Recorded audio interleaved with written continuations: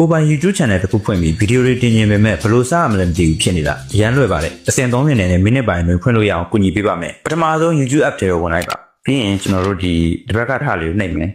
channel တစ်ခုပြုလို့ရှင်အဲ့ဒါကိုကျွန်တော်နှိပ်မယ်ဒီအပေါ်ဆုံးဟာတော့ဒါကို YouTube channel မှာတင်မဲ့ဒါ profile ပေါ့နော်ဒါကတော့ channel နာမည်ပေါ့နော်ဒါကတော့ကျွန်တော် Gmail ရဲ့ဒါနာမည်ပေါ့နော်ကို Gmail ရဲ့နာမည်ကဒီမှာပေါ်နေမှာပေါ့နော်ကျွန်တော် channel လုပ်လိုက်မယ်ပေါ့နော်